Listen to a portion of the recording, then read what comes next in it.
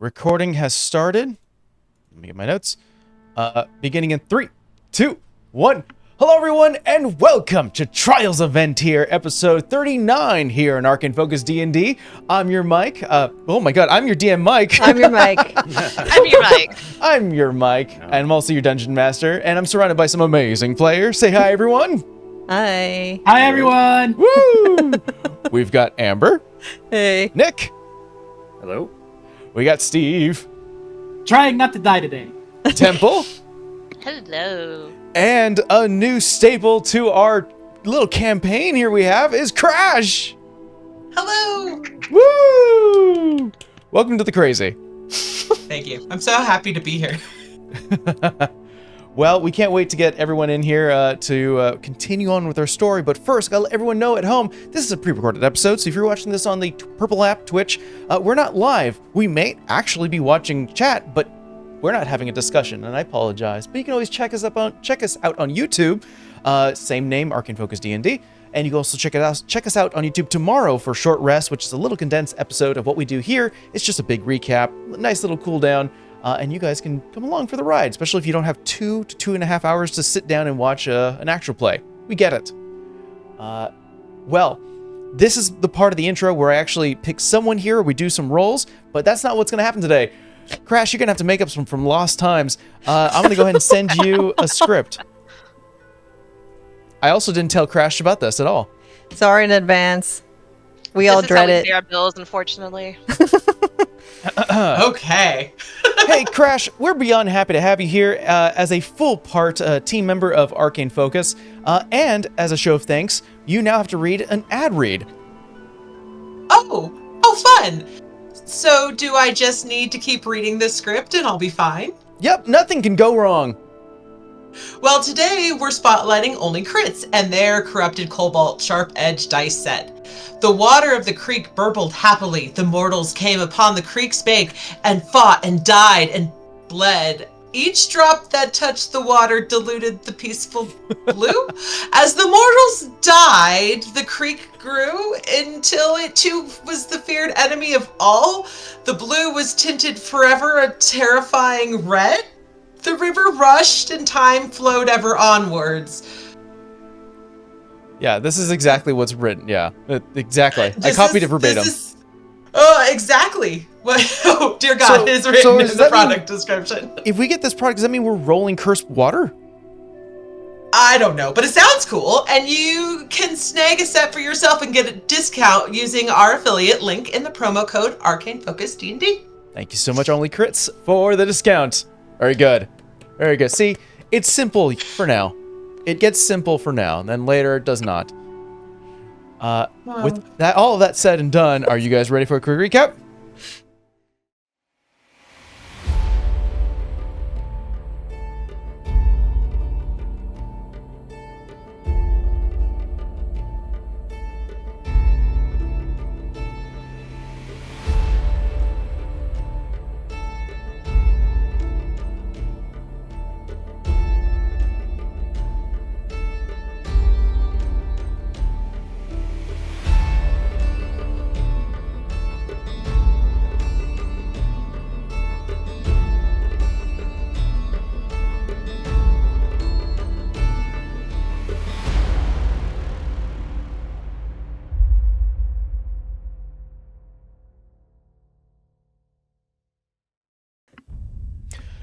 With the Serpentine Guardian of Soren's Temple fallen, its size caused the entire hidden underground river structure to shake and rock. Water started to fill the room quickly. However, with one last task to complete, to open the sealed doors, Legati got to work transmuting the metal shavings into wood. All the while, Morris caught his breath and later added to the frantically moving Diva and Phoenix an arrow as they both slowly tried to slow down the encroaching water. Efforts well warranted as they were able to slow down the flow of water to a point, allowing Legati enough time to complete his ritual. Stepping inside as the doors open, our party quickly finds the ore that they came here for, and a possible exit out via stoned tunnel. Like an action park ride slide, our party slid down the darkened water-filled tunnels on top of large great shields until they were shot out of the temple and back onto the river. All the while, the water crumbling into the structure below, sending a large gout of water from the now crumbling and shattering waterfall, causing the reckoning to become spinning and rocketing forward south until they found a place to rest after this whole ordeal on one of the numerous foothills found here on the tip. As a fog rolled in, Diva's form shifted in presence of another leading star, her sister, Nirvana, testing Diva to see if she's in a weakened state, but was not aware that she was only to learn that our blood hunter and her following pack was strong enough that the woven shades scent were not enough. Afterwards, as the threat retreated and a calm was felt, we heard a voice. And Masque, do you mind telling us what they hear?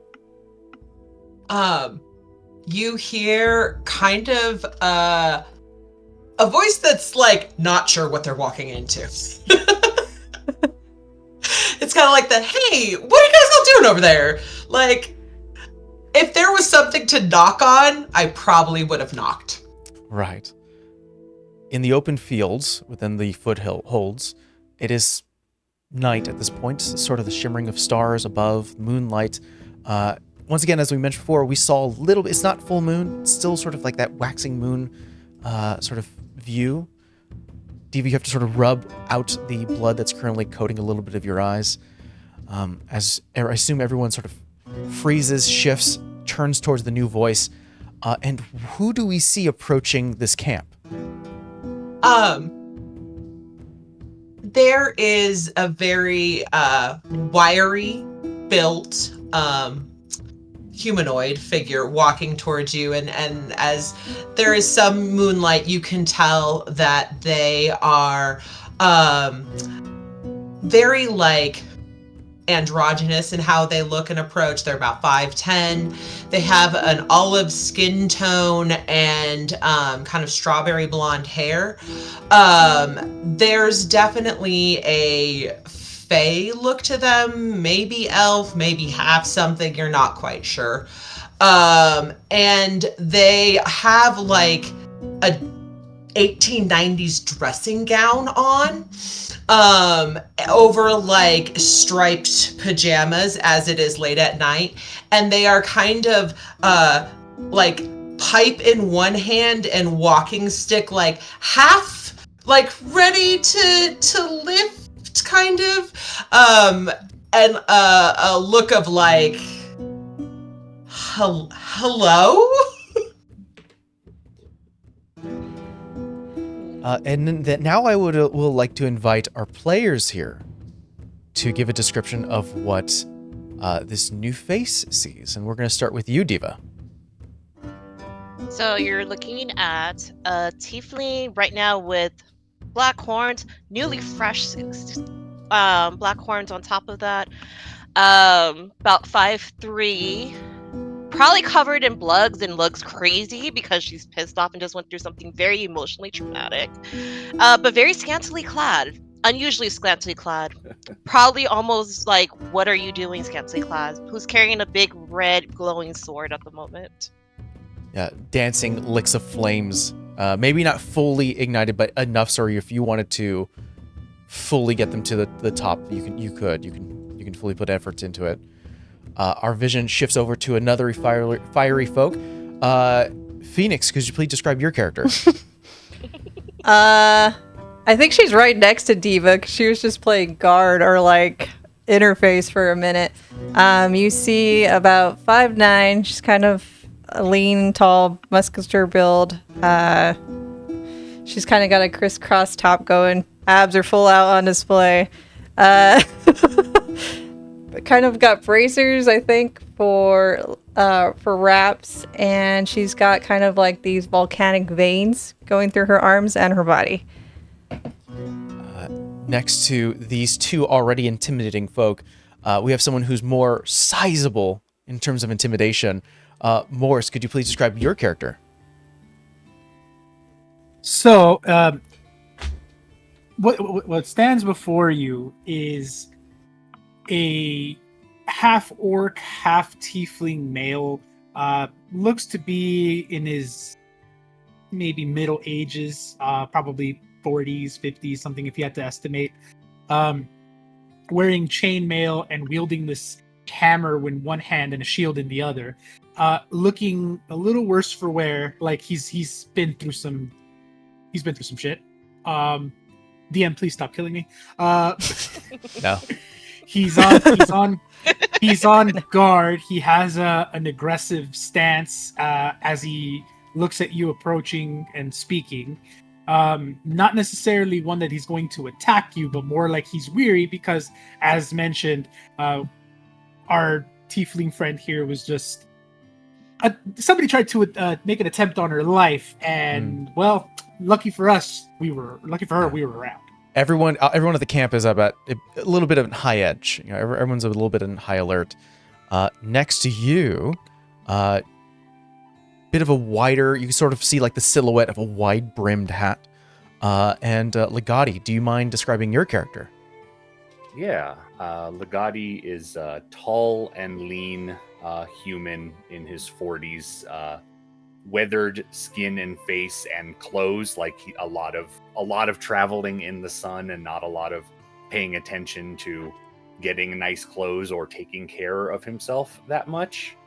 A big like watery blue eyes and general vibe of, like we've said, sort of like a Puritan preacher or kind of like Amish style clothing and hat and chin beard thing. And has a quarterstaff with a bunch of stuff tied to it and stuck to it and stabbed through it. Just a lot of random junk on his quarterstaff. And then finally, and I will allow Titan to give sort of a full descriptive, but what you see next to them all, probably close to Phoenix, you see that there is a fairly built drow gentleman. White hair that goes down to a bit his shoulders, bit of a gruff on sort of the chin strap sort of beard here, bright colored eyes, long ears. He has slung on his back. You see there's a sword. No, not a sword. It looks like It's like a miniature scythe. Yeah. And sort of on one strap and on the other strap, you see that there is this bright light blue crossbow that's affixed to him. He wears sort of like leather straps that go across the chin, not chin, across the shoulders, and then underneath sort of the breast. Like almost like sailor-ish clothing. It's kind of built for weather-worn travels.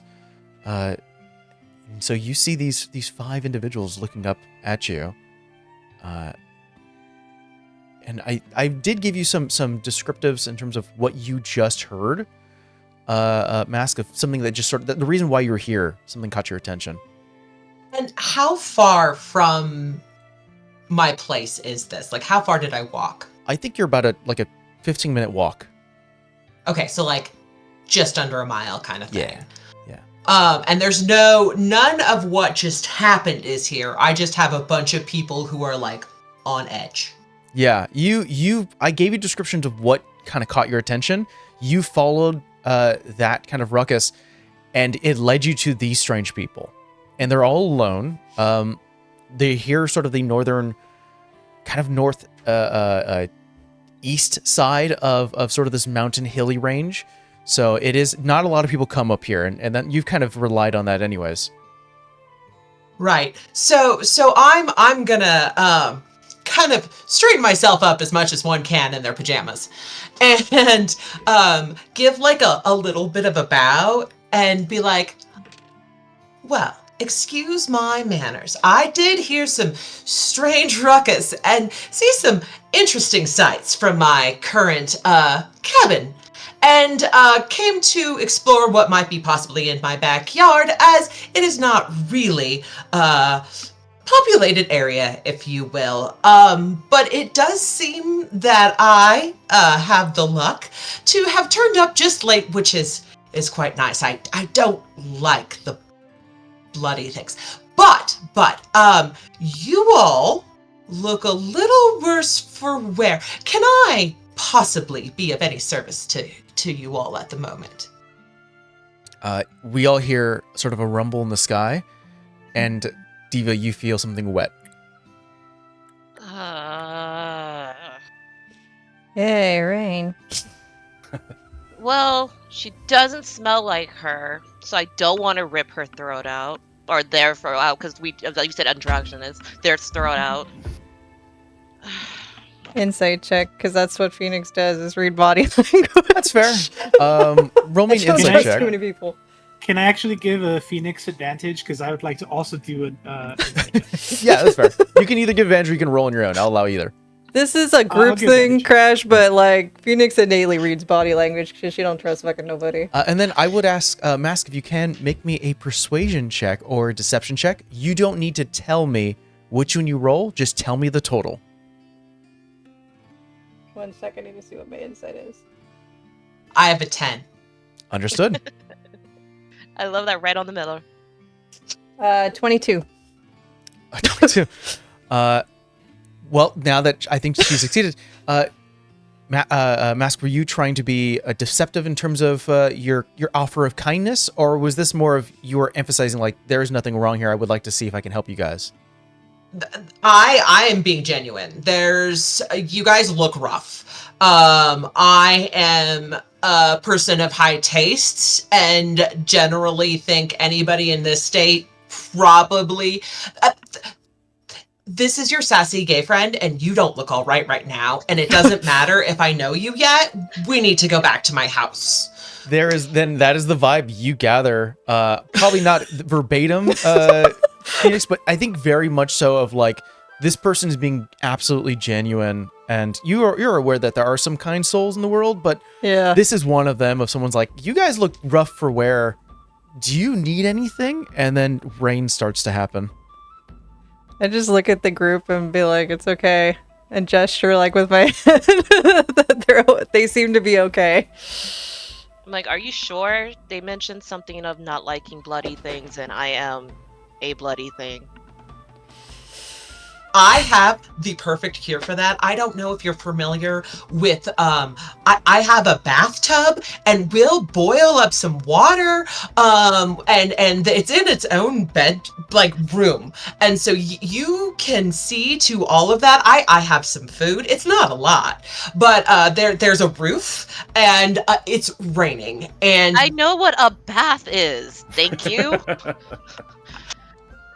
one shouldn't assume. You know what? I don't want to be in the rain, and I trust you, Phoenix. So fine. It's alright. She gestures to Arrow. He doesn't sleep like half the night anyway. He can take watch. I mean, there's far more of us than this single person. I think we'll be all right, one way or the other, even if they meant harm. No offense. I'm squishy. I can't fight you guys. There is tea and biscuits. And if you don't want any, I understand, but I'm going to go back to that. And I have very good pipe weed of multiple kinds. And Lead on. The last person who offered us tea did try to kill us, but we can go. Wait. Yeah, she also had this bodies has and to- carpets. This has to be said. The person, I look at Diva, the person that tried to kill you is literally getting away right now. We can stop this foolishness. Go after them. Take out your sister and just get this all done and over with.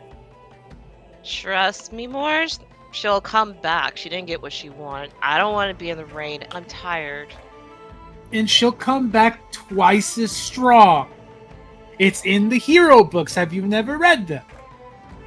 We can literally find her right now, take her out, and then she won't come back. Morris, You you DM motion help motion at toward- the store. Morris, you motion towards the book. You're like, it's in the hero. It's like literally in a hero's manual, and your book is getting wet. Your paper's getting wet. It's in the book, all right? I'm just saying, the smart thing to do, we have wounded prey. We should take them out before they take us out. Don't give them the opportunity. We've had a day, Moors. We all went river rafting off a cliff that exploded. Can we go to bed now? Couldn't you die twice? Now. That's beside the point. That's beside the point. The day isn't over. We should make the most of it. Oh, the day is over. It is time for good fiction and tea and good pipes, sir. I understand. Okay. Player question. How's hit points looking across the board? Not Like great. shit. Oh, I'm okay, but Okay. those two are really big.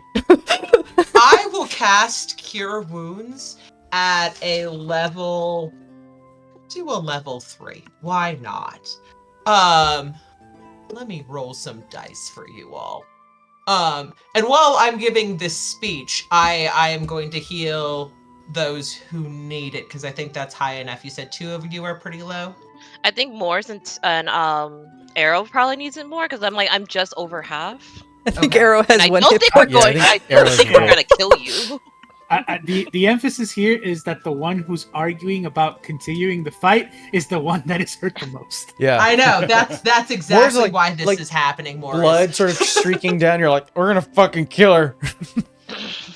Moors, I value your team spirit, or whatever the hell you want to call it. But we've been in this boat before where we thought we could do the thing, and 2 people died. So can we go? 13 hit points, so if one wants to take 6 and the other 7. I just said let Moore take it all. So Okay. Yeah. All right, how much was it? Sorry, 13. 13. 13. Okay. A I would question. like to. I'd like to react to that. I'm not going to take an action or anything. Sure. I let's- wasn't expecting the healing, so when I get healed, it puts me a little bit more on edge now because a random stranger we just met has just casted magic. I Healing think magic. I think that's Yeah. a solid point, and I'm really curious. Masque, what does it look like when you cast your healing spell? Because it's an attunement spell, what's gonna happen is like the ground around him is going to swirl around and it's gonna be like fall leaves. And it's gonna be kind of like golden red leaves will just swirl around and kind of up you and then just kind of drop down. Wow. Taken aback by that, not expecting that. So you can cast magic. Well, I kind of figured with the flaming, I was among people who could. And because honey, you look like death. I don't know if you know this because I don't know if you have a mirror. It is raining. These pajamas are silk. I have food. You look like people I may want to help even more. And I know, I just whipped that out, and I'm sorry.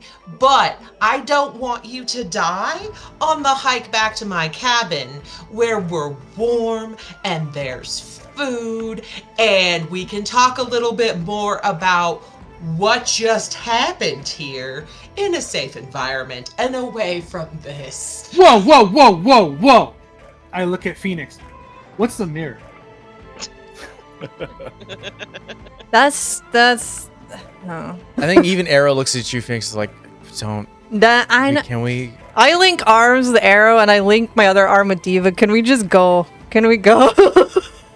Lagatti's not about standing around in the rain. If Yeah. they're- I love you, Mars, but your I book's think it getting is nice wet. for you, Legati, because you do have that white brimmed hat, but you could hear Yeah, sort of the yeah. rain hitting it, and you're like, Yeah. but still, I don't want to be here. Yeah. Yes. I'm just See. too tired to fight this right now. If they try to kill us, I'll rip their throat out. Come on, Morse. Yeah, fair enough. Fine, but You'll if rip my throat out. Come on, Morris. And then because I've been walking back and forth, every time I finish a sentence, I start to try to lead them away and then come back when they're not following. Yeah, it I'm takes a gonna bit. I'm gonna be the last person in. I'm just gonna say fine. But when she comes back twice as strong, Who, I'm Nirvana? gonna tell you I told Why are you worried about Nirvana? because she tried to kill us. She likes to kill everything and everyone. Yes, That's and not you're new. and you're giving her the chance to come back twice as strong. Yeah. I think Arrow kind of motions over to you, Legati, and kind of like there's still sort of that look of northwards of where you guys just came from. Yeah. Is the Salal supposed to be that violent? You mean the waterfall collapse Yeah. situation? Fair point. Well, that was a series of events. I'm sure the Salal is everything, so the Salal certainly was in the motion in the change, but more directly on the surface, it was us who did that, and we certainly have a track record of that sort of significant change in the environments through which we pass. Right. Does that Definitely make us living up to the Salal? name. Are we the Salal? Yes, it does. Yeah. We are called the As a matter of Reckoning. fact. Yes. Okay. Masque, you lead this crew as they're picking themselves up, going over the foothills. It's coming to a point where like you have to sort of go slow to make sure that you don't slip off the wet grass. And you guys are led kind of like where the edge of the sword's tip and the stretch thicket meet. So you kind of like end up here, and I think I had a little marker. I'm gonna make a new one, kind of like right here. Is it? So do we get to the other side of the mountains? Yeah. then? So the way that Okay, I we did pass through described, it, yeah. the way I described the sword's tip is that there's really only like one mountain peak, and the rest of Yeah, surrounding is sort of these rolling Foothills and foothills. stuff. So you guys made some distance, and with about a 20-minute walk, 25, because of the rain and having to be careful, it looks like Masque knows where they're going, and is very familiar with this section of land, and is able to like guide you guys in a way where you kind of walk through a lot of the spaces you would have gone through that would have taken too long to get past. So a lot of shortcuts and sort of leading you across like under rocky terrain, emerging outwards into where you see there's a tree line. What you come across is you see that there is a single story, fairly large wooden cabin. It is deep here within the woods. It's got a rickety old porch with small lanterns hanging on the edge, giving the place a soft, light, almost yellow illumination. There's on the front of the porch. There's an old rocking chair that looks a little bit more like it's been cleaned up a little bit, sort of definitely used, and it looks out towards the front yard, which is currently getting rained on. Is there's a clearing and a rock sort of lined fire pit outside. There is a quick shift movement happening behind the rocks as anyone with a light or fire kind of shows any kind of illumination, and you see sort of the white and black face of a raccoon just like peeking over, trying to go into like the fire pit, picking something that maybe like lost food that was dropped in there a while ago, and sort of skitters off into the distance. So wildlife is around. Bye, Albert. We'll see you tomorrow. It stops right at the where the tree line is and bounds away. Let's see here. You lead. I'm assuming, Masque, you'd lead everyone inside. I do, and I would probably put on a kettle of water, get out, a basic kind of food stuff. It would be very like neat in here. And everything would be like very well organized, but it will also have that look of like dusted off patches and then everything like other places. It definitely not. looks repurposed. I think you first enter and there's definitely a living room. What you would see, everyone in here, including Masque, is that there are like taxidermied animals that are sort of around here. Like this used to be an old hunting lodge or cabin that's now been repurposed. It's got a little bit more of a flair and design. It does have, there's certainly a lot more surfaces that have like lines of dust that doesn't look like they've gotten much touched. But more so where the living space is, it looks clean. There are taxidermy squirrels and owls currently perched up on the wall. Over the fireplace, which I'm assuming has like a light fire right now, has sort of chest out up to the antlers and head of a young buck. Sort of a fix there. There is a half wall that you can see through it and see into the kitchen, where I'm assuming where our new face here, Masque, has gone into, sort of like light a small fire within the stove and starting to put a kettle on. There is chairs and cushions and an old couch that looks like it's been dusted and cleaned off as much as it could be. And yeah, you find yourself in sort of this derelict, repurposed hunting lodge. Mike, could there also be a map and like some notebooks sitting on a table? Just kind of like something I might have been working on. I think if there's anything that you personally that you'd be working on in here, there could be like a small like office space that shares the same area of the living space. There doesn't seem to be like an unofficial office room. There are two like bedrooms. The dinner table. Yeah, there are two bedrooms in here that you're aware of. One that you've claimed. The other one is just sort of sitting empty. There is a bathroom. There is a storage closet. And there is also what you know to be is the cold storage. And that is a trapdoor that leads down into sort of like an underground basement where a lot of like food is being kept to keep cold and fresh.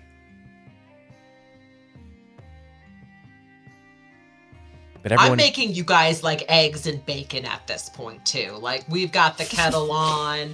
I'm going like full anti-mode. I've taken out cookies and put them on a plate and set them on like a table for all of you, like in the middle. I show you all where the bathroom is, and I'm like getting together some basic food stuff. We're in caretaking mode.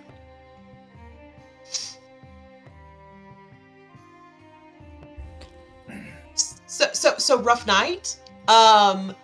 You know, I know it was kind of tricky coming back here, but we're back. Technical problems fixed.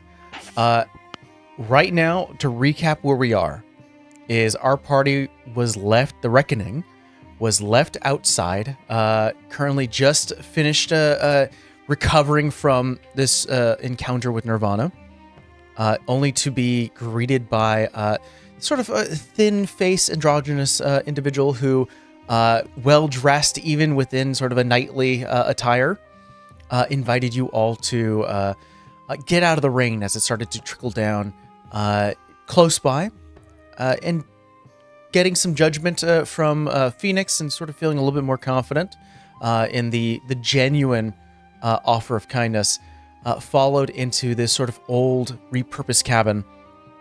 Finally, the change of environment feels palpable as you're no longer sort of in the outdoors. You guys are still wet to the bone. Quick reminder, you guys went through a whole water escapade, and you haven't dried from it, and now it's raining, which makes it even worse. So it definitely is chilling to the bone. You can almost feel yourself slightly chatter, but the moment you step into this cabin, it does give this old worldly warmth, as sort of you can hear the crackle of fire from the fireplace as Masque makes their way over to the kitchen to quickly get some food and some drink. I'm just going to do a quick wellness check, and that may deter how we do roleplay, but I'll go from sort of the opposite end of what I did last time. Legati, what's going through your mind right now as you step into this cabin? Legati's doing all right, health-wise, remarkably so. Could have gone bad, but Legati is all right. Thinks it's wise to stop and enjoy some hospitality now, since we've been traveling for a while and we're likely to continue traveling for a bit. I definitely there is a fireplace here, right? We established there's a fire. Then Legati is near the fire, but also the map on the table caught Legati's attention, so he's like not being subtle, just looking at it, like leaning over and examining the map, but as close to the fire as he can get. Okay. So I want to curious and enjoying the hospitality for now. I'm going to mark it down that you're looking at the map as well. I want us to check on everyone, but I'll definitely jump to that again.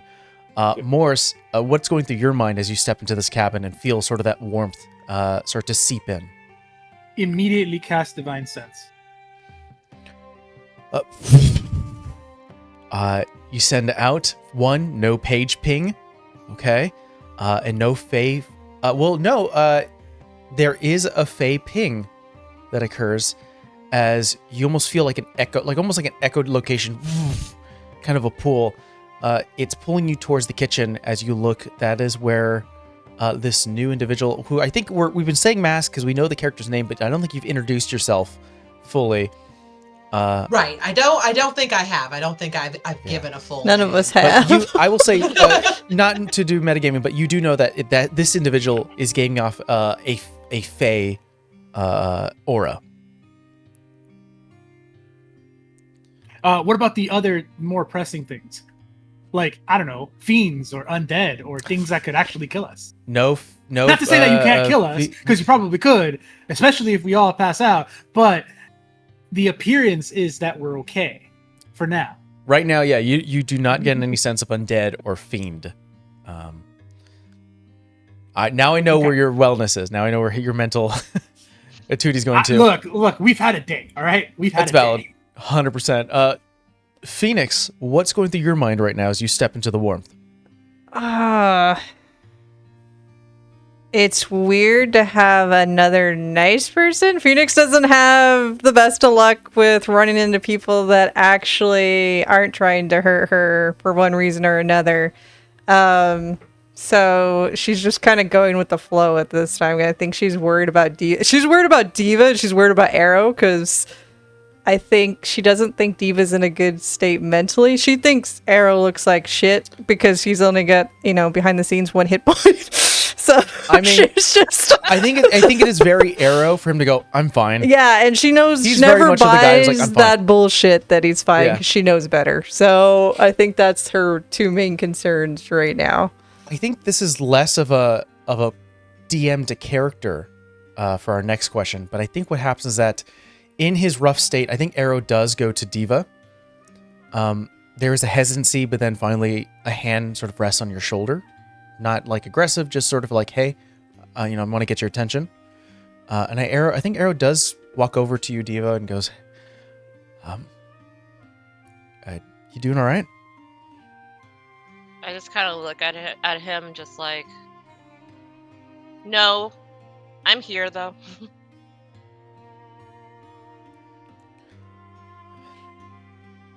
I get that. At least I get a bath out of this. Better get a bath out of this. They said that I was gonna get a bath, right? They did. Silver lining, I guess. And then we shift our vision to, I'll say back to Legati as you kind of are already kind of warming up by the fire to sort of do a double take and see maps and books laid out onto like a dining table that's within this living space. And I will say that because there's like a half wall to the kitchen. You're almost done, Masque, but you could definitely see the wide-brimmed man. His hat sort of comes off, gets a little bit drier, and then slowly makes his way towards the map. What does he see?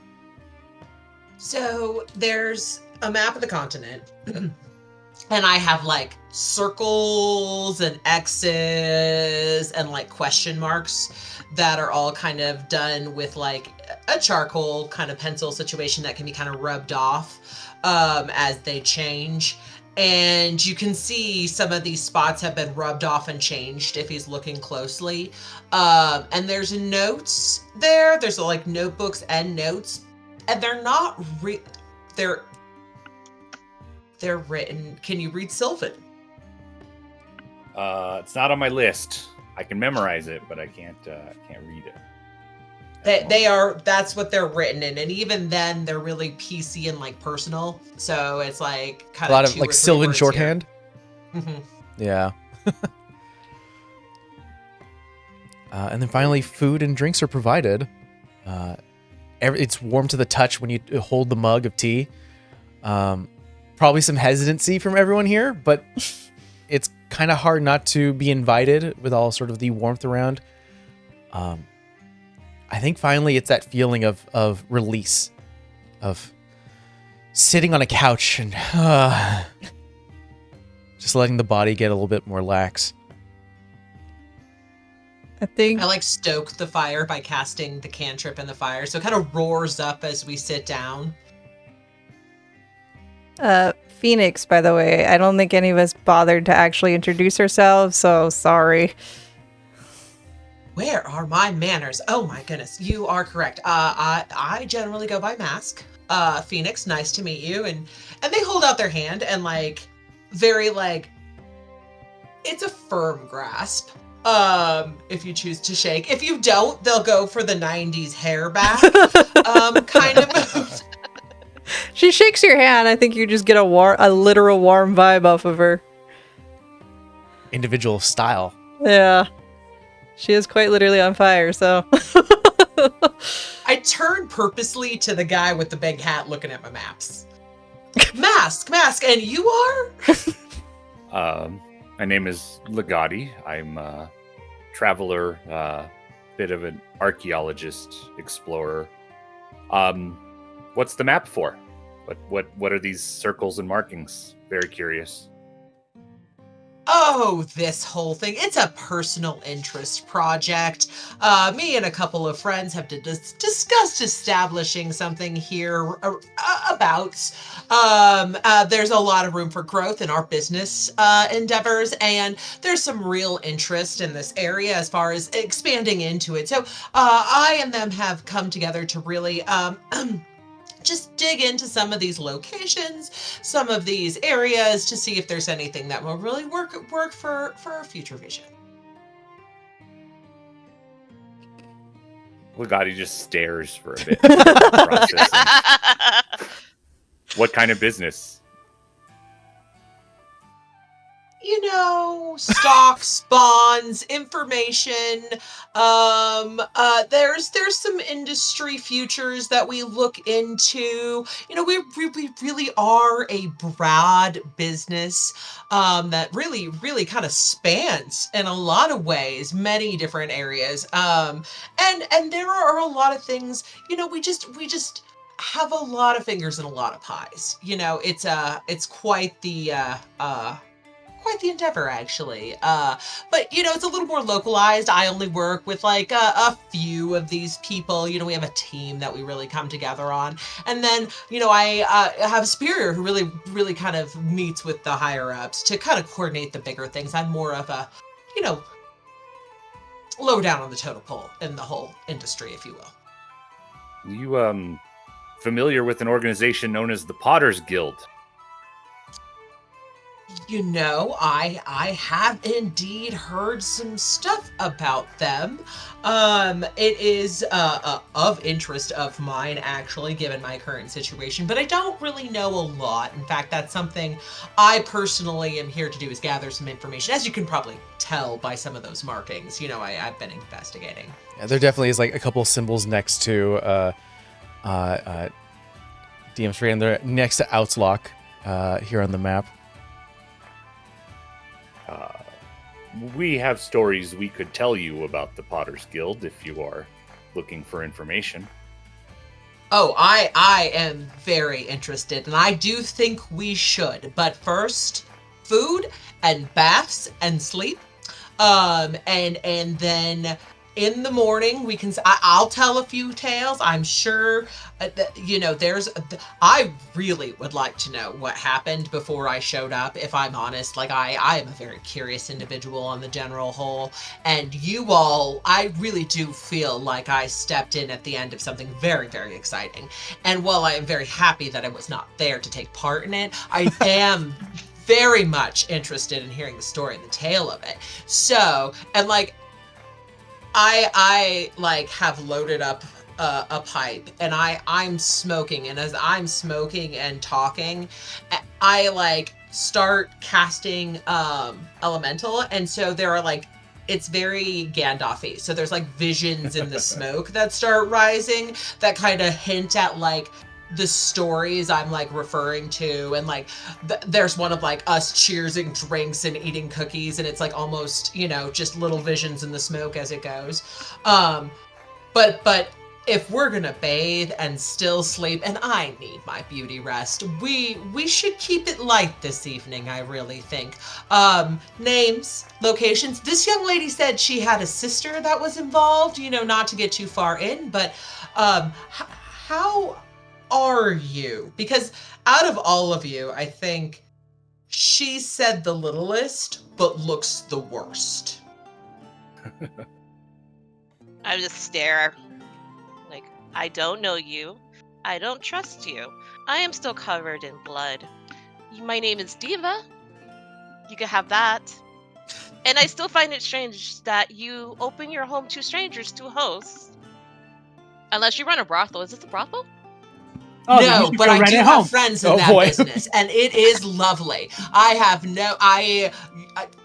I had guessed perhaps by your clothing that might have been more of your interest, not really mine. I like to make friends. Friends help you in tight places. Friends loop you into what's going on, invite you to the best parties. You know, I value, you know, information, and I'm not gonna lie. I'm, you know, your friend, the Legati here, had asked. You guys bear maybe some resemblance to descriptions of people that may know about the Potter's Guild. And like I said, I'm interested in knowing that. And so you're a bounty hunter. no, again, friends. I don't deal in the exchange of people. That's again messy business. Squishy. No, I just like cookies. information though, right? That's not a bounty, that's a dance. And yes, I do deal in information. That would be a correct assumption. But it's not a bounty. That's so what a harsh judgment on such a beautiful. When Masque gives a heavy sigh, could you tell me predominantly what is missing? You can tell as they're talking more and more that they are missing a tooth pretty obviously. And as they've sat down, there's a couple notable things now that you're kind of like in a closed presence. There is a missing tooth right by their left incisor right by the canine is gone completely. And it's noticeable too because they will blow smoke out of it while they're smoking. It also smells like lilacs in here, just like overwhelmingly like there is a giant lilac bush growing right outside the window in spring. And they've pushed their arms up and taken off their house coat a little bit, and there is a very beautiful fall tattoo that has a similarity to those leaves you saw when they casted Cure Wounds on Morris, that kind of goes up their side of the arm. And anytime they do like the smoke stuff or the cure or any sort of like magical intonation, like cast the bonfire to get the fire up, you see it kind of glitter and animate.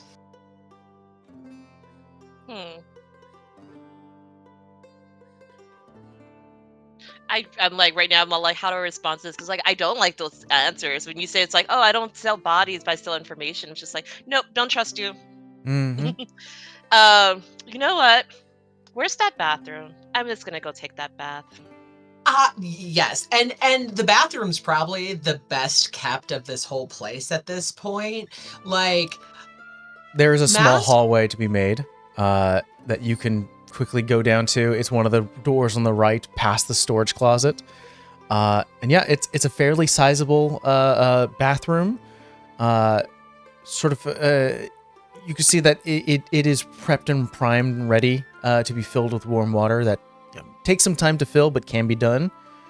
I think it probably smells. There probably is like lotions and other things that smell actually, really, really nice in here. It feels for you, Diva, like maybe 2 steps down from probably the worst brothel you've worked at. So probably like 2 steps down. This is like someone got like, I'm going to grab this cabin and make something nice. And it's like, you can do that. It's still a cabin. I mean, I'll take the bath. Is there a mirror so I can check out my new horns? Yes. Your horns predominantly on your head. The new ones are sort of growing out of your temple, and it very very much gives you that visage and silhouette of Mama Waya. Well, that explains some things. I go and take the bath just because I want to be a pest. Is there a robe in here? Probably. After I bath, Probably fluffy. I put on Masque's robe and go out there. A being of unbridled sexuality and sort of this untethered feeling of proud, like just you are beyond comfortable, and you've always been comfortable in the way you present yourself. So I think there's now you're finally clean. The blood has been washed off. Even with the new additions, I don't think that will ever sway the unbridled confidence that you bring. So it's just sort of walking in.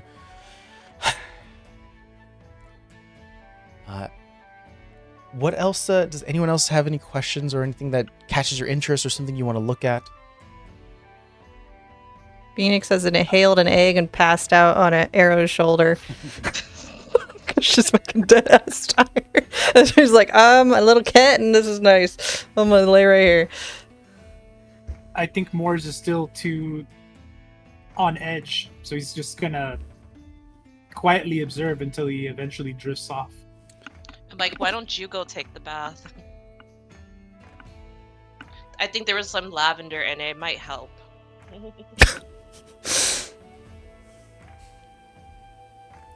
If you're keeping an eye out, Morris, I want you to go ahead and roll me a perception check.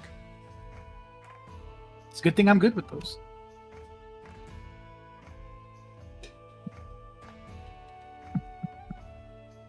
That'll be a 21. It's really good. I'm good with those. I think old watch mentality brings in, and I think you start to fall back into days and nights at your old abode underneath the Lord, and walking by sizable housing and shifts, and sort of looking at old images of Lord Muller and kind of remembering that old face, going past stepsister's house, or not house but door, kind of what you would used to do when you used to sneak out a lot.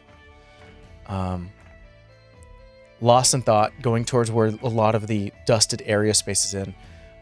Because you are sort of the more sizable person here, you step and your foot kind of goes down a little bit, like the wood bows, where you could kind of feel like there's an empty spot. Just, whoa.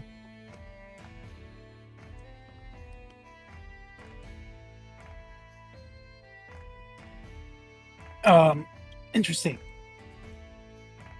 Every so often, I'm going to just keep pinging Divine Sense, just because I can never be too sure.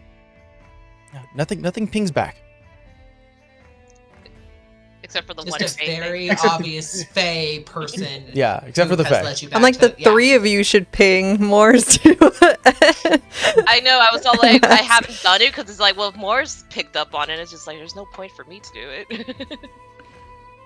And I mean, I think from what you've seen so far with the tattoo and some of the stuff, it's not terribly surprising that you're getting that ping from that person. An outwardly vibe. I'm more really pinging for any unwanted visitors. No, fully aware. Yeah. Nothing returns back. Okay. I take a look at that spot where I was walking, where I can feel like the wood creak. I just take a quick look at it. Yeah, there's a bit of a hole in the wood. It looks like a loose floorboard where there's an empty section. This is probably like part of the corners where it's really dusty, where it almost looks like Masque doesn't really walk in this corner. Like there's no need.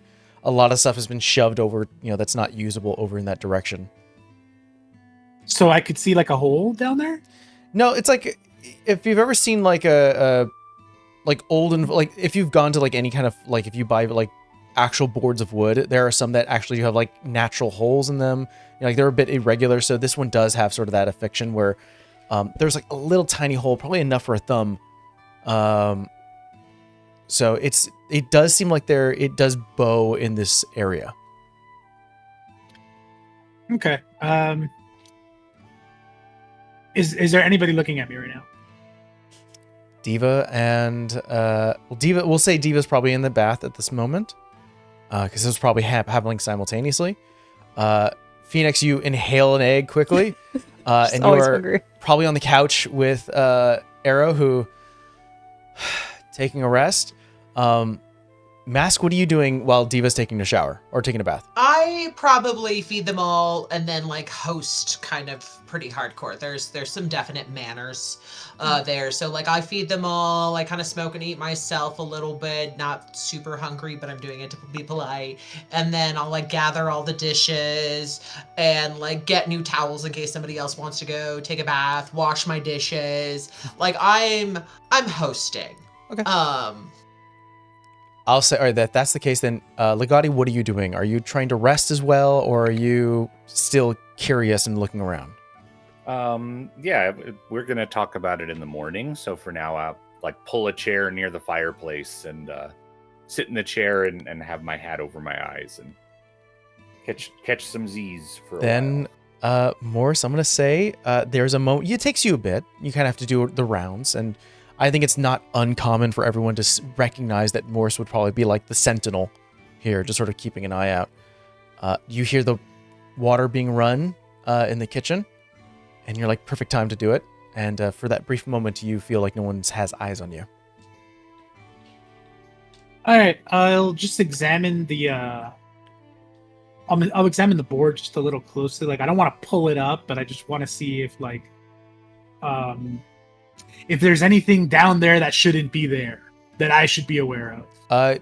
It is hard to tell. It is full flush floorboards. It seems loose, with a small hole as big as a thumb, and it's dark as you look through it.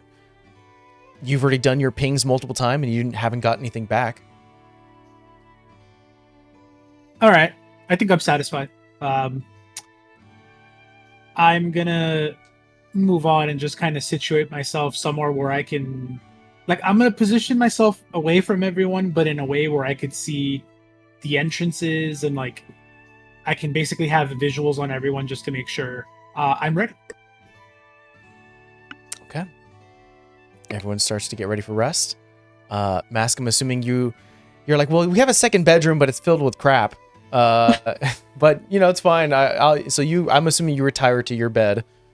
I will make sure everybody's tucked in, that there are blankets or pillows. There's probably like not a lot to go around, but I'll pull out what I have.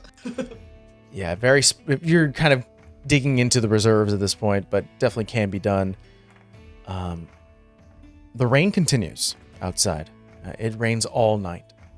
Even in the morning, it's not as heavy as it was at night, but it definitely, as the morning starts to come, there's not a lot of light that pierces through the canopy and sort of the rolling hills behind you. And with the rain, you can imagine that there's a storm cloud or some sort of rain cloud above you that's also choking a bit of the light.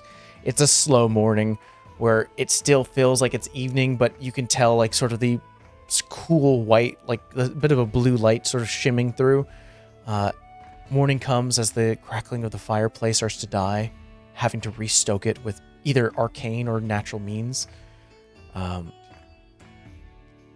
think early morning, probably getting some breakfast real quick. And there is sort of this empty lull of, okay, elephant in the room, I guess, as everyone is able to sit down and kind of take an adjustment of what just occurred last night.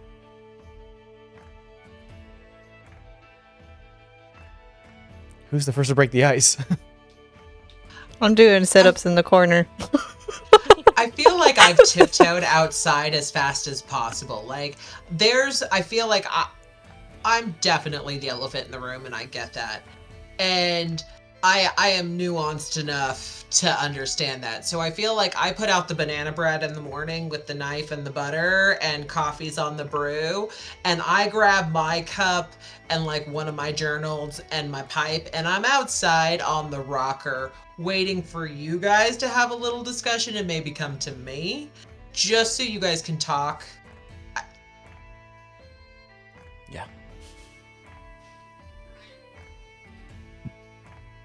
Well, I'll reach out to Legati as soon as I could see Legati up and about, and just let him know, like, all right, the rest was welcome, but I think it's time we get going. We got stuff to do. We do have missions ahead of us. Legati is copying down everything he can from the map into a page of his notebook. Where's yours? Yeah, stuff I you hear can't the read, you're two just of gonna them, write and I down. kind of just go behind them. I'm like, I don't think you guys get it, do you?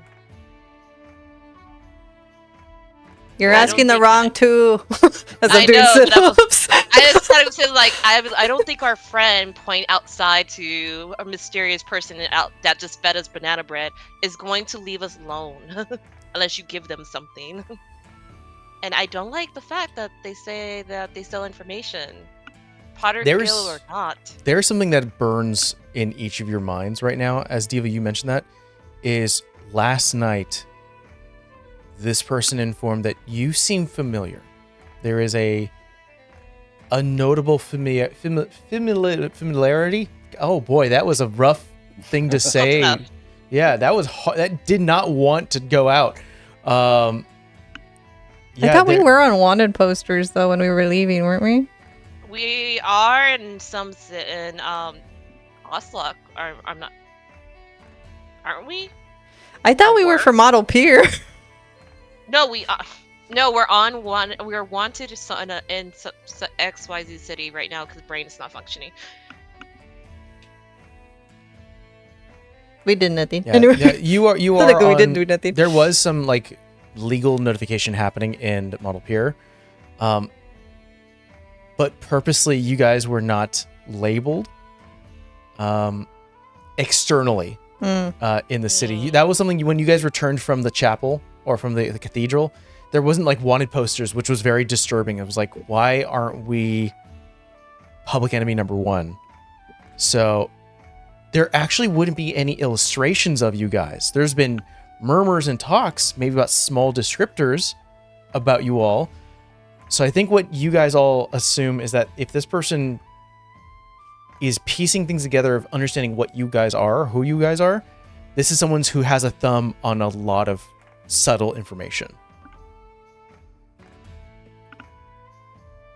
Yeah, if this person wants to learn about the Potter's Guild, who better to give them this information than us? Can make sure that they're fully informed, and if they have some information about us or about things that concern us, then we can trade. You could trade. I'm fine with that. Copying down the map.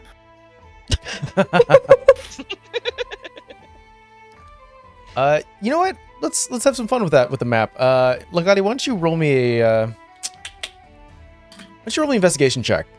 Even though you can't read any of the symbols here, maybe there's something Yeah. you can piece together. Gotcha.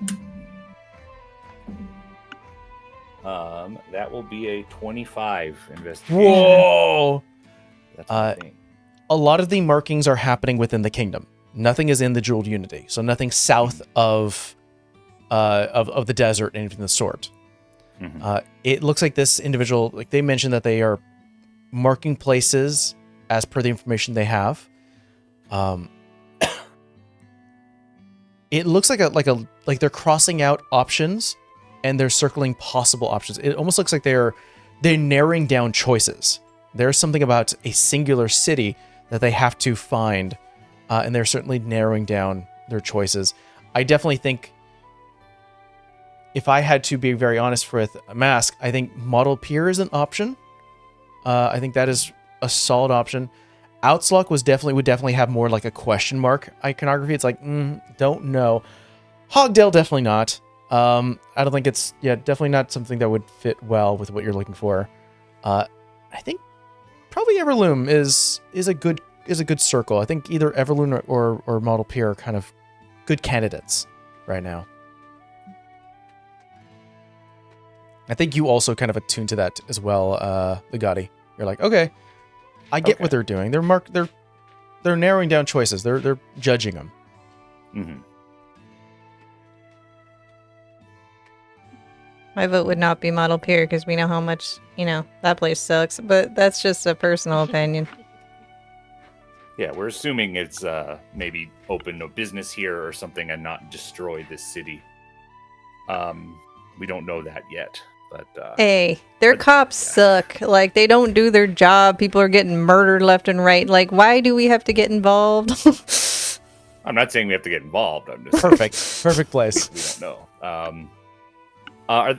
Were there trees outside? Is this a forested area? Yeah, you're kind of where the foothills meet the tree line.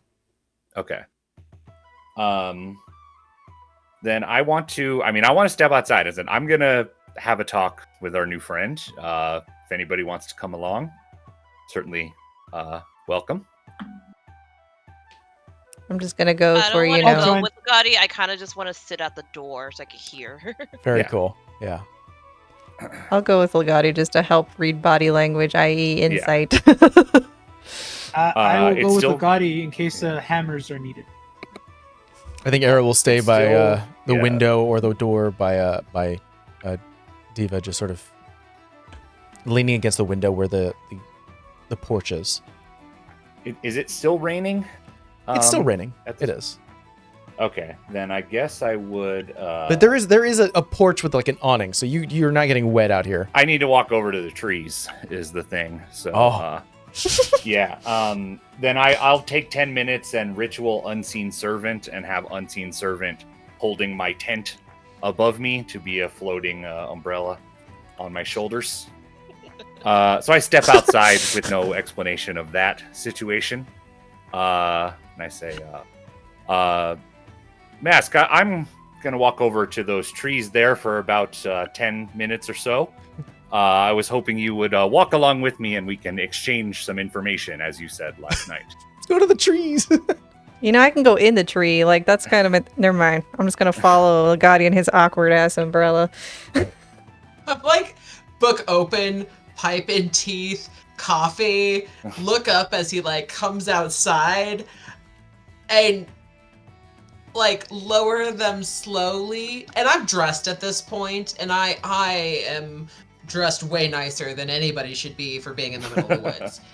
And just go, the trees? Those trees over there will do. I just need to be closer to them.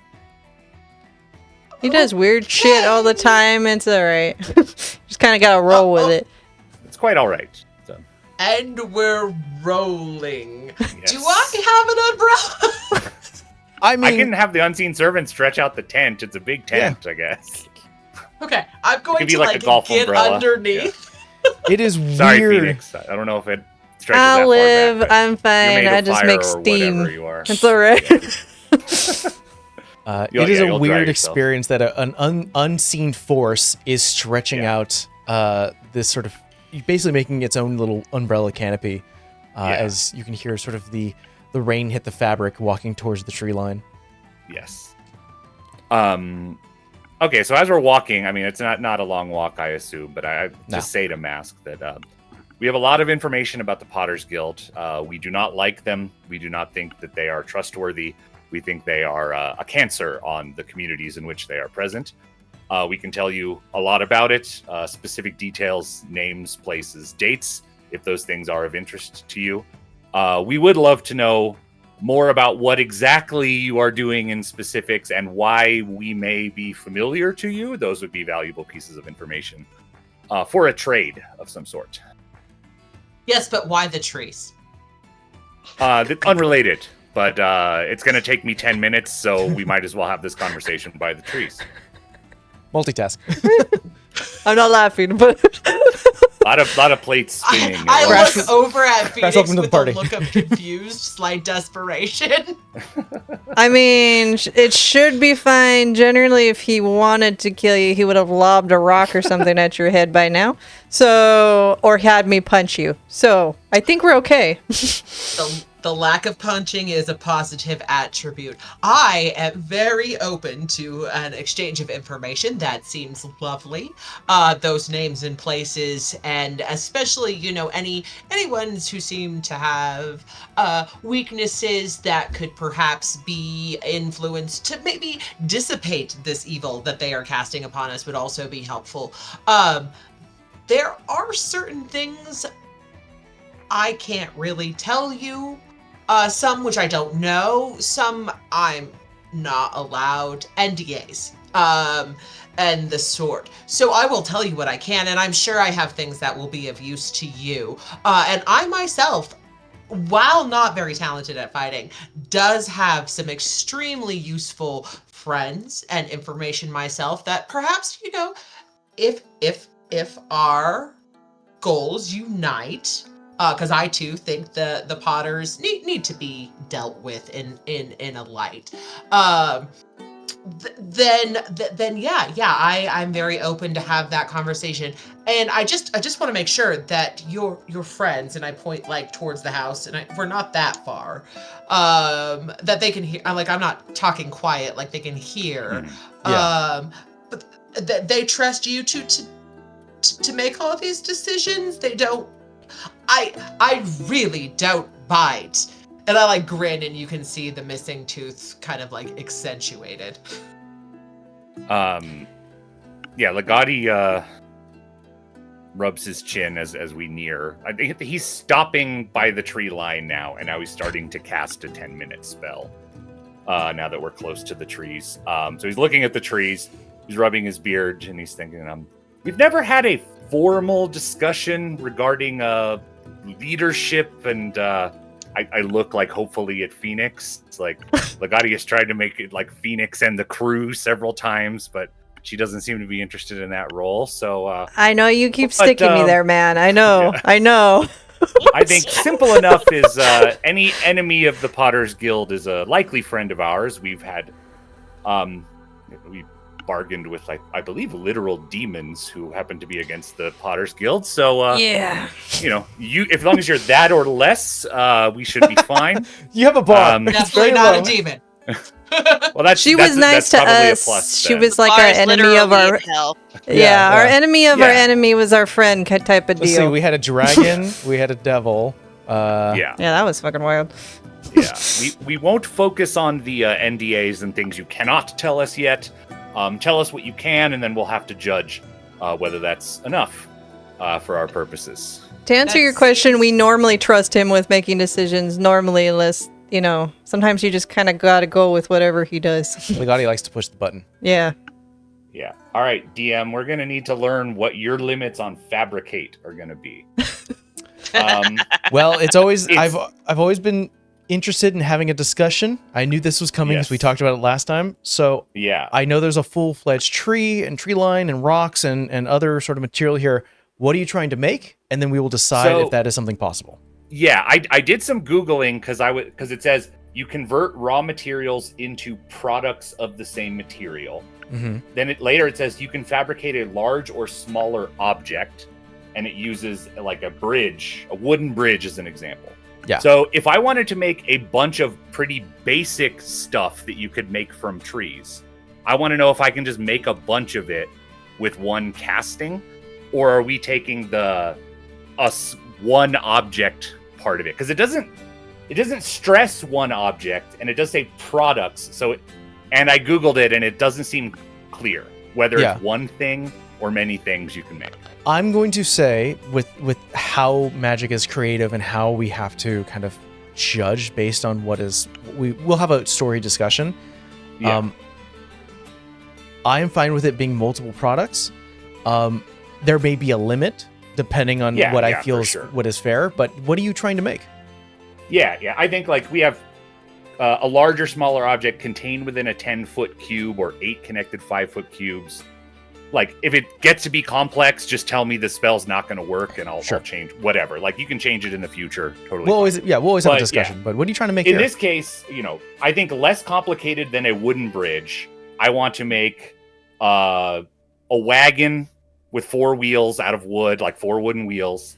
I want to make a 50-foot rope from the material inside bark. I had to look up how do you make rope in the wilderness? We don't have any ropes. We lost all our ropes. Yeah. I want to make like hemp rope from the material inside bark. And I want to make a fishing pole for Moors, which is literally just a stick with some more of that rope on it. I knew That's what I when I asked you to be part of this team, and I knew when you said I'm going to pick a wizard, I was like, I'm Listen, shooting we were a myself. pain in Nick's ass for like 9 years. That's fair.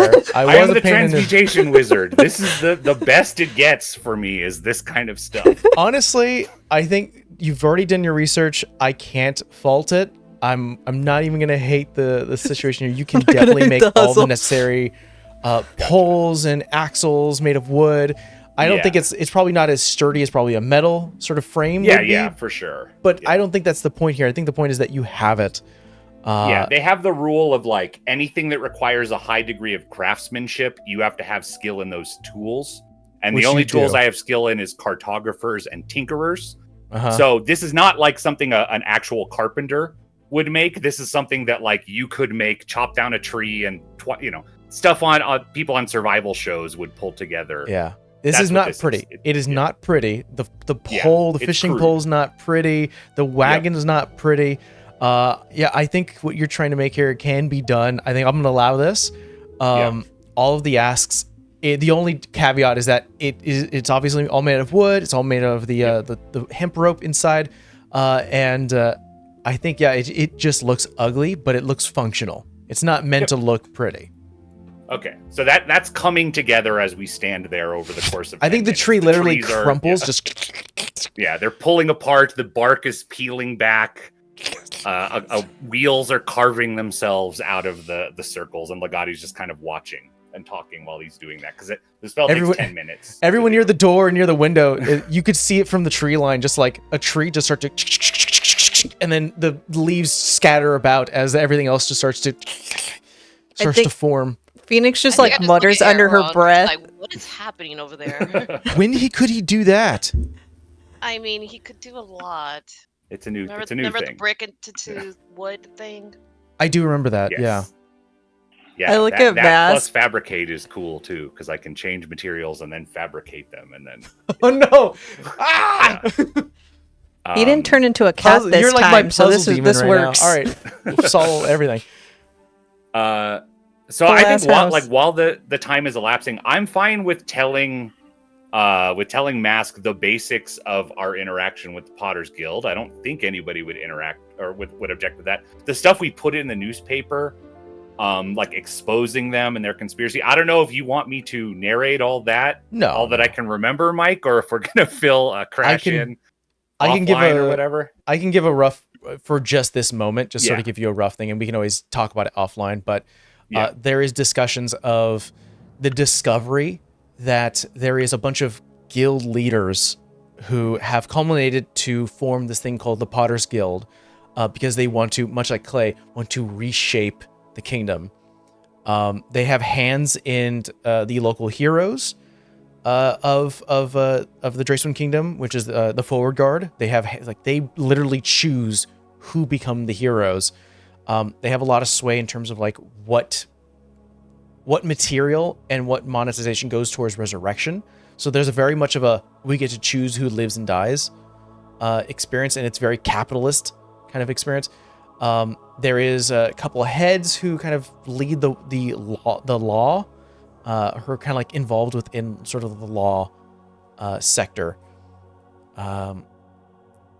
Yeah, I think you can always ask more questions if you like, and I can always fill you in, but I think that is what you get, is that there is this underground business folk. They're like a bunch of business people who come together to like make huge decisions underneath the crown within the Dracewind Kingdom.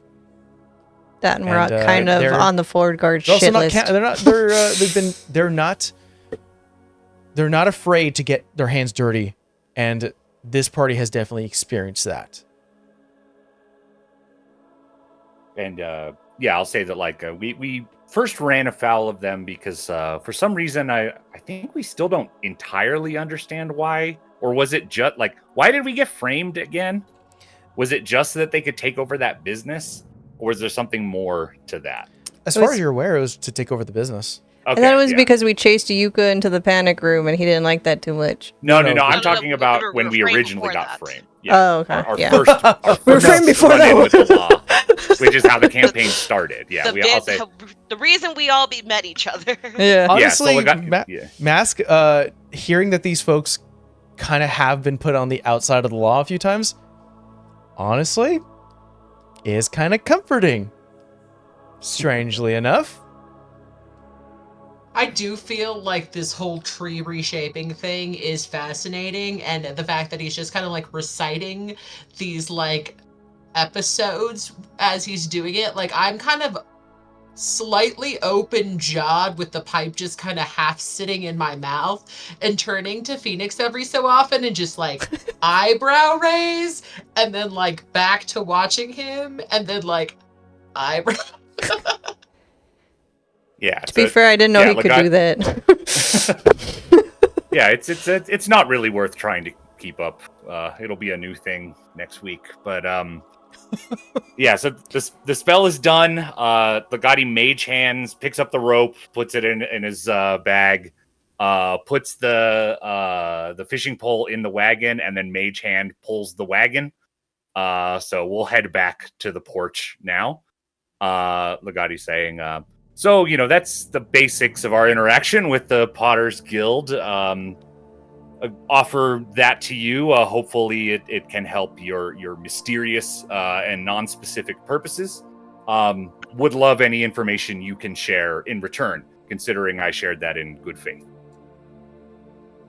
I'm like, the pipe has gone out and I'm chewing on it as you like finish this, and I'm just following at this point. I don't think I've even noticed that I'm getting wet as we like walk back, like I'm just kind of like 5 steps behind, and I'm like, well, that was a lot of good information. I will offer up as much as I can. Do you normally turn trees into carts? Not at this scale, but in our adventures, we've been pushing my talents to the limit and finding new ways to harness the raw energy of creation, and so. Fascinating. Masque, can I ask you a quick question? Yeah. When you were invited to walk with Legati, you put like coffee down, you put everything down, and then walked off with them. Okay, good. It sounded like Legati and Phoenix went out to the tree line. I know that Morse, you stayed outside too. You said you were going to just be out there, but it sounded like you didn't follow. You're kind of at the porch. I followed. Oh, you followed? Okay. Oh, I followed, yeah. I remember. I am the hammer. Yes, in case anything needed to be hammered, he said. So he was just quietly lurking there with his hammer, yeah. Okay, then I'm going to say then, if that's the case, Diva, I'm going to say you catch it. They walk off. You're seeing this with Arrow and sort of seeing the tree kind of getting formed and like demolished and then reformed to something different. You look over outside the window where that rocking chair is. You see the coffee that's left out. You see whatever like banana bread slice that Masque took. You see the quill that's left out that for writing notes and the note, the journal that's sort of left there. It's got this beautiful emblem of, it looks like a diving raven, sort of mid, like almost like careening down, sort of in a mid-flight icon that's sort of left there. Yeah, I'm a nosy bitch. I'm gonna go pick up the journal. Okay. What are your languages? Giant, Common, and Elvish. Where's my list? I haven't thought about it in a minute. Common, Infernal. Infernal. I think this is fair to say that it's more than likely written in like Thieves' Cant. I can imagine it's definitely a lot of etchings a lot of phrases that don't make sense. I look at Arrow and I'm all like, I can't make sense out of this. Can you? I don't think he has Thieves' Cant. Actually, he might. He might actually have Thieves' Cant. I'll pull up the sheet in just a second. While I do that, I'm assuming you like after like this whole engagement goes, you guys go back inside to be like none the wiser. Is I'll there release anything more about the information. emblem I recognized?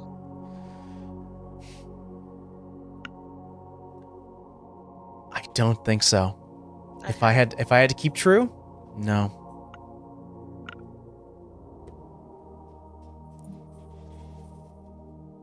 But anyways, I'll add more information retroactively, but you guys are able to head back and everyone's able to reconvene. Mars, I will- give you the fishing pole, by the way. You can write it on your inventory.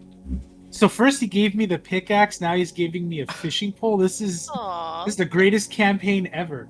it's like friendship. Legati's like, and I don't have to carry any of it. Oh no, I'm carrying it. But now we need to find a suitable location for our base. Don't worry, I'll get the cobblestone. Also, Arrow does not have the language necessary to read this. I'll see if he has any spells. Oh, he does have comprehend language. Do you think it would make sense that he would cast this? His nosy ass? I Yeah, don't think it's I'll just, like, vouch for him. how nosy is Arrow at this moment? And Arrow's almost as nosy as I am. Yeah, it's all right. That's fair. Per Titan, he needs somebody to pull him back, and that's generally Phoenix or somebody else. And I am not the one that's going to pull him back. I am the one Okay. that's going to encourage. So. Yeah, I think definitely like a bad older sister. Like, check this out. Look at it. As that whole scene was happening, because it's retroactively, Arrow kind of put something on his, like, just a little bit of wet on his eye. His eyes start to glow, sort of that newfound coloration as he starts to flip through the book. What he can inform you in this brief window before they're able to return back, because you can't read the entire book, just like quick snippets without being caught, unless you want to push your luck.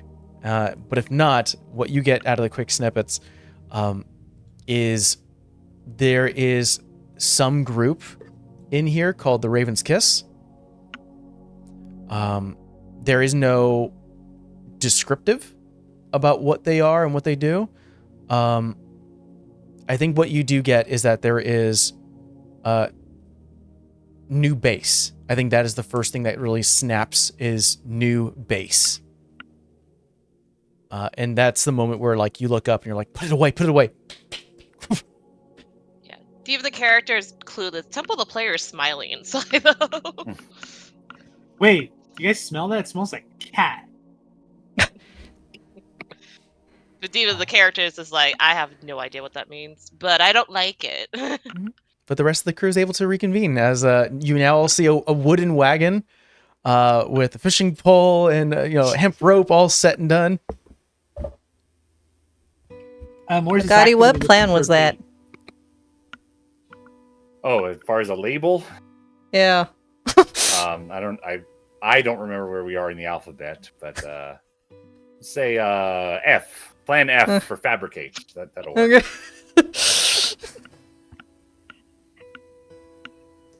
I think as we reconvene, I will probably take the floor, truthfully. Masque is a bit of a drama, and so they'll kind of like stand up and be like, I'm sure you're very curious about me. That has actually been quite obvious through our entire take. I work for a guild of a sorts that really does have a lot of interest in a lot of different places, not just on this continent, truthfully. And I am more of a face, if you will. I generally tend to get along with people and be less aggressive than some of my counterparts, and tend to like making friends, as I hope you guys have noticed. I hope breakfast was great. Everybody feeling rested and restored. I am interested in the Potters Guild. They are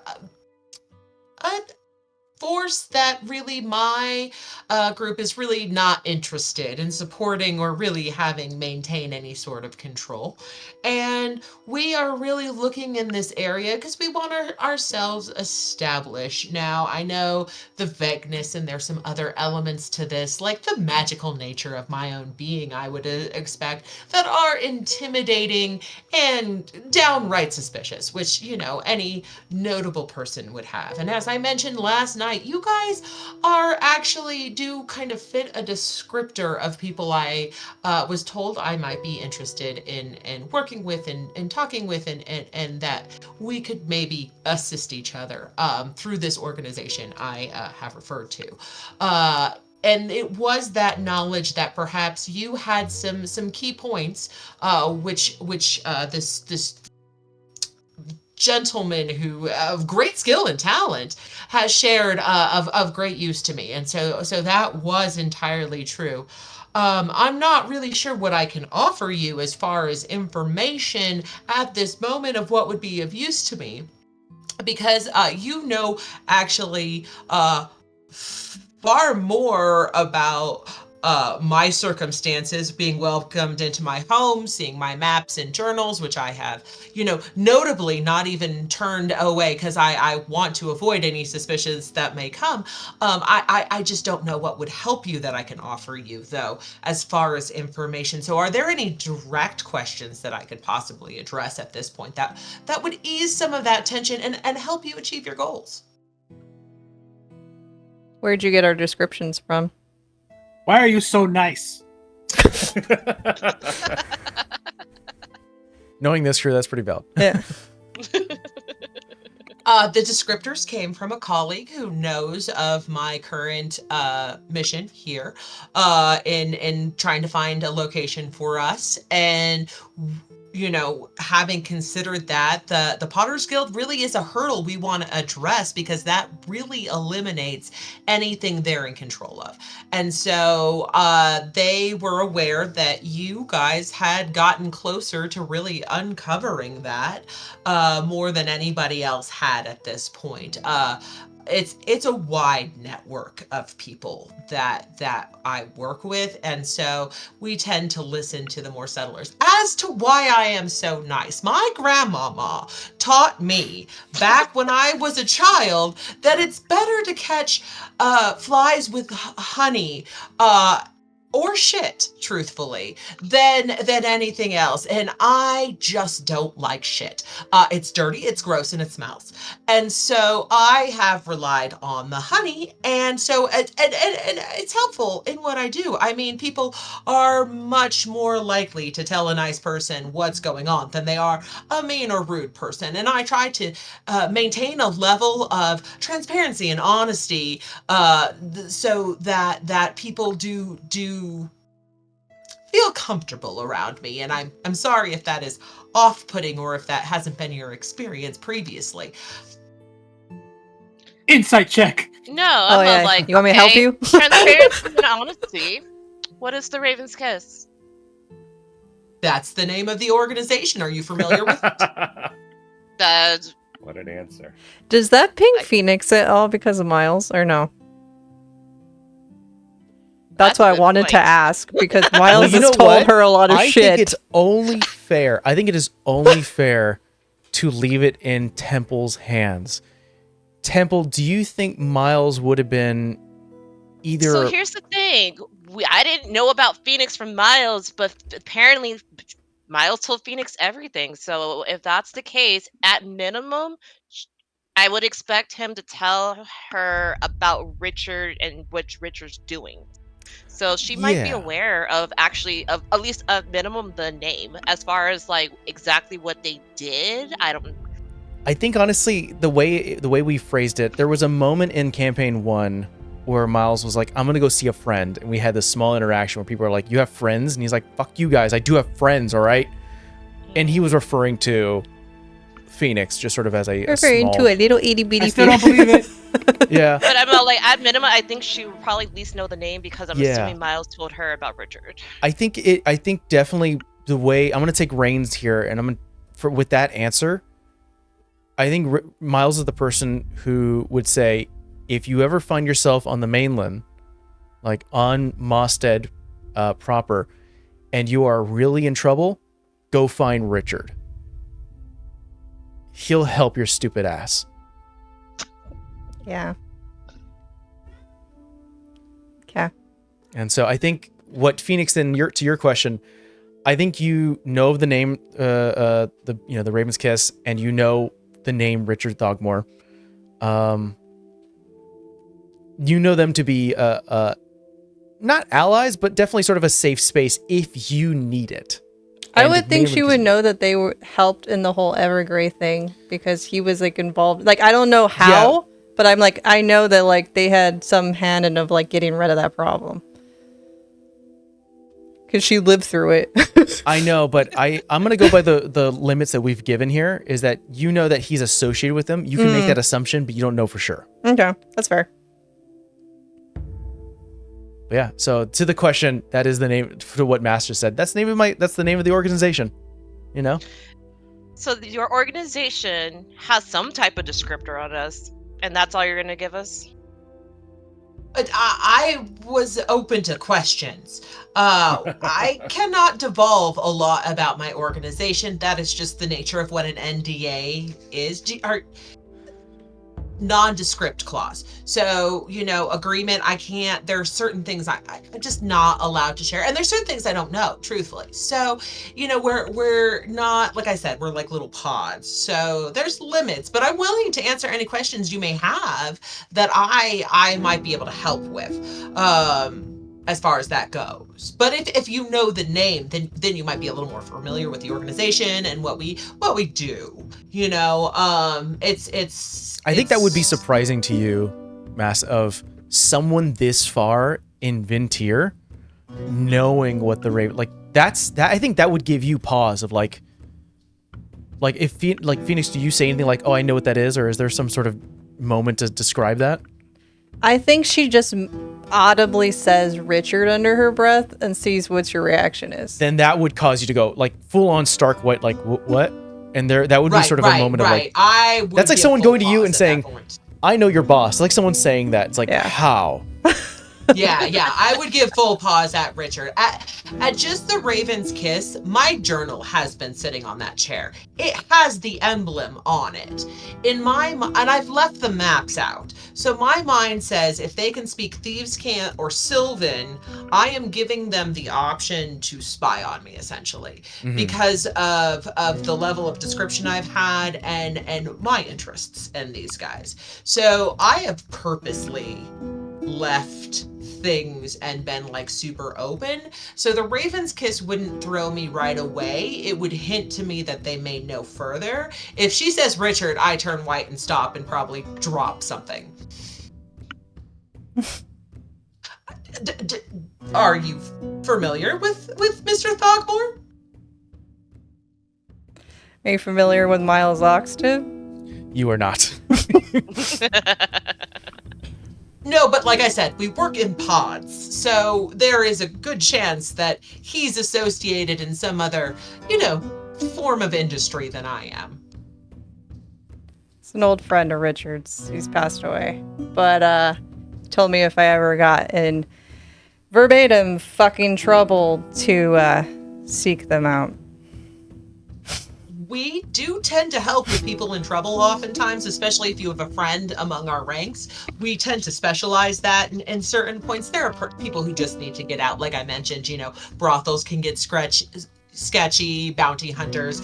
When you manage that sort of thing, it gets tricky.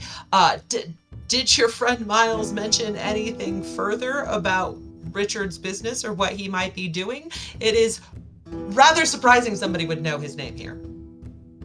Stuff I've gathered, haven't confirmed or denied. But that's for a later conversation, I think. if further conversations were to be had, I would greatly enjoy continuing that one.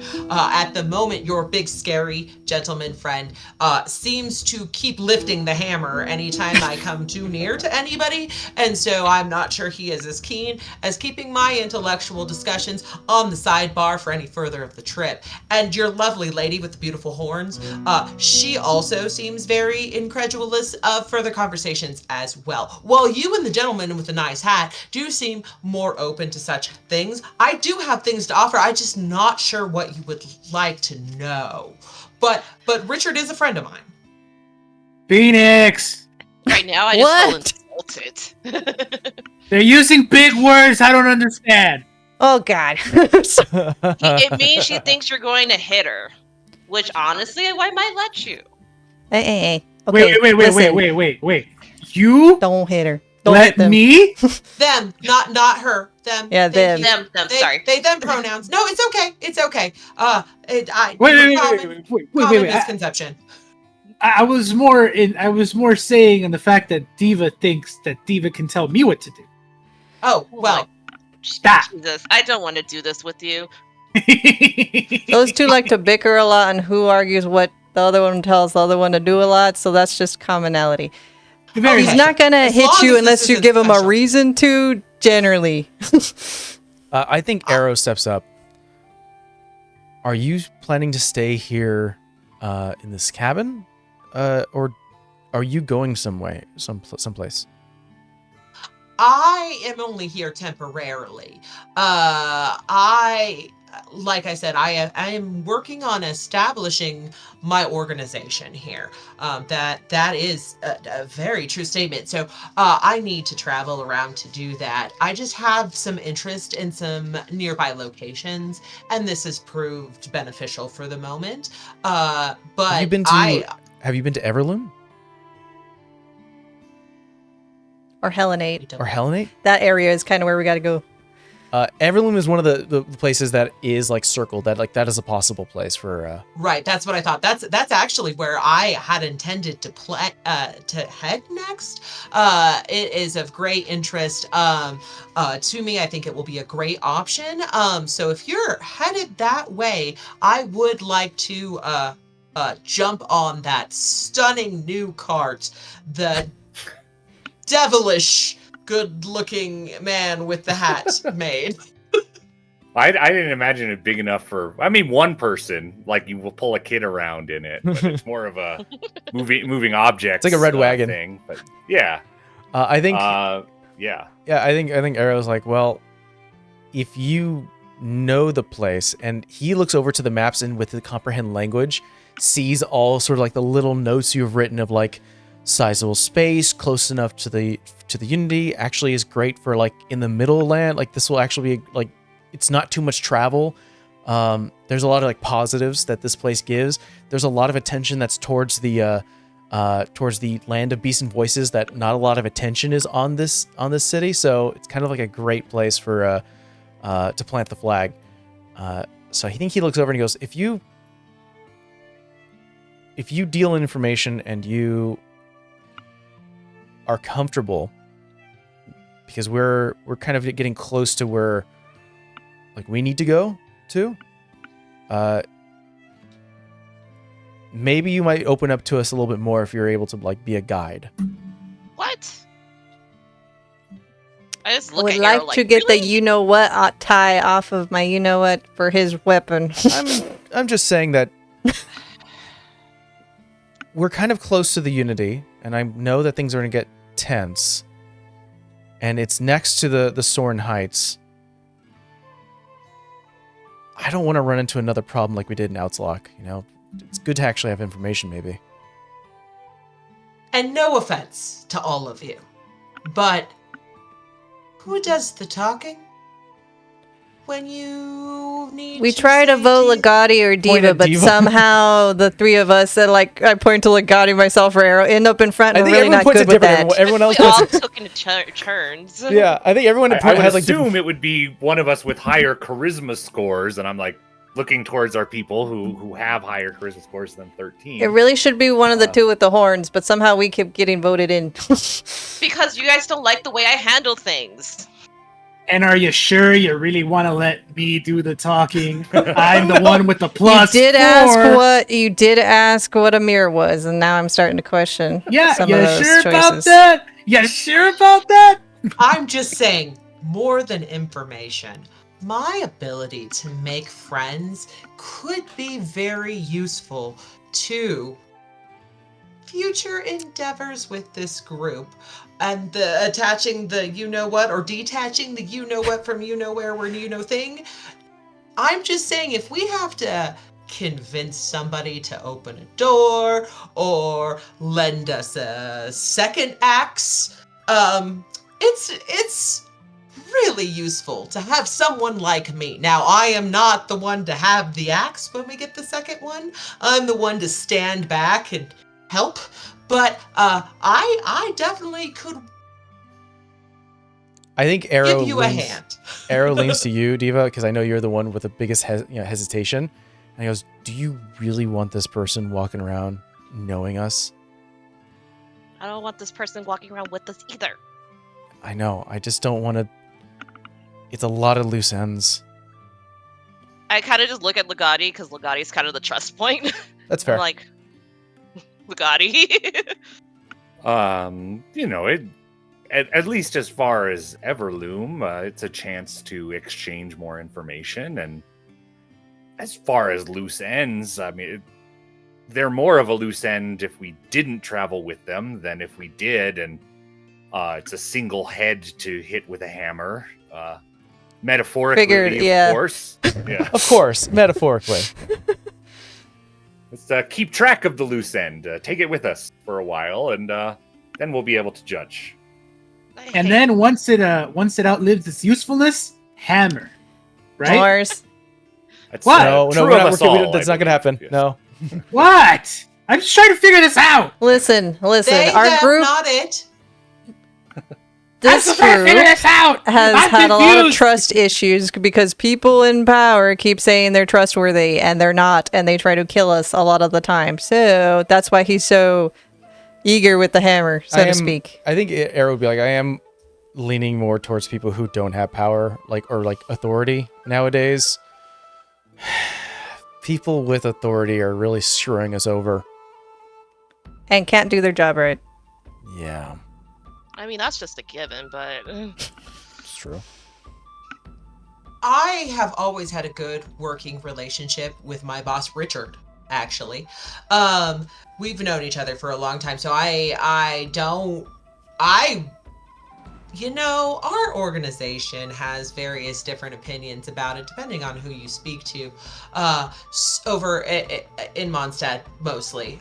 So if, but honestly, as far as working situations go, I have to say, I really do appreciate my boss and a lot of the perks. And one of them is the free will to go around. And then just for context, Mike, did we get a long rest overnight? Yes. In the I didn't you know. would have a long rest. Yeah. I would have reattuned.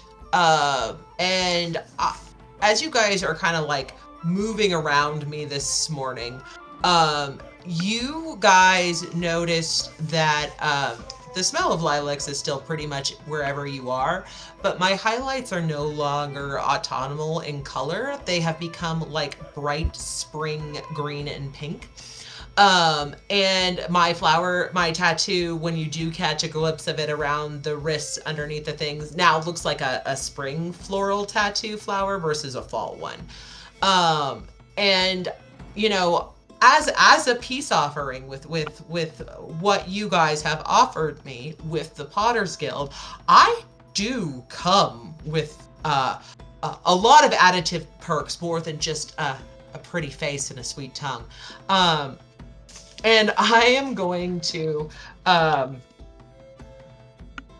just kind of be give a little elementalism to the cart and make the leaves and the branches that are now creating our rickshaw just a little more beautiful and kind of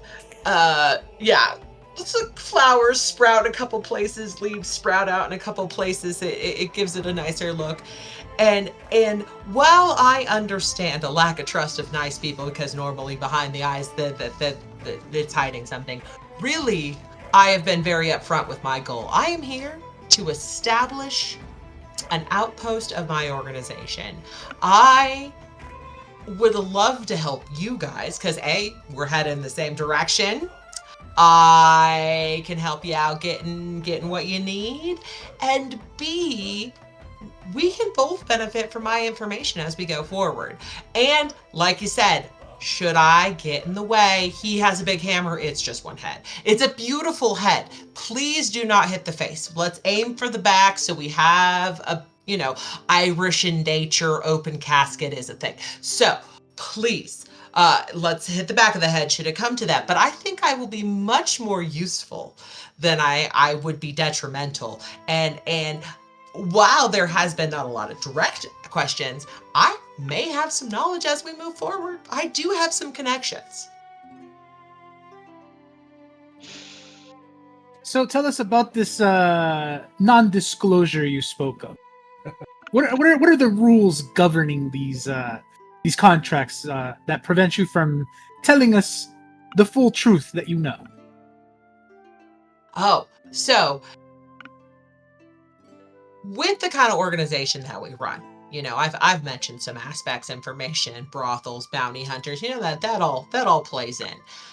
If you are, trying to achieve certain things, sometimes it's not great to blare from the porch what your intentions are. So my organization, in order to address those situations, have these they're just little scrolls that say, hey, you won't talk about this job ever just to anybody unless they are directly associated with the job. And then we just kind of put our mark on. Some people just X or fingerprint, and then I sign. I have a lovely signature. What's really funny, Morris, is that this is hitting the lawyer speak so much to you.